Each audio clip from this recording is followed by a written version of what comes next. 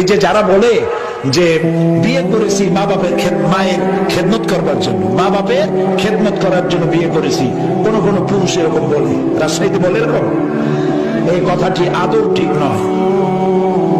আপনার বউ কোন ঠেকা পড়ে নাই আপনার মা বাপের খেদমত করা, তার জন্য আপনার মা বাপের খেদমত করা আপনার বউয়ের জন্য ফরজ নয়, ওয়াজিব নয়, দায়িত্ব। তিনি করবেন, এটা তার দায়িত্ব, কিন্তু আল্লাহ তাকে বাধ্য করে নাই।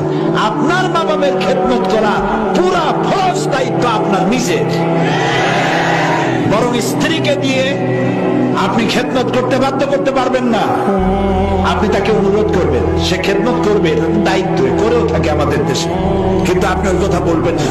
বরং স্ত্রীকে এমন একটা ঘর দিবেন যে ঘরে স্ত্রীর পারমিশন ছাড়া অন্য কেউ ঢুকতে পারবে না, এবং প্রয়োজনে সামর্থ্য অনুযায়ী স্ত্রীকে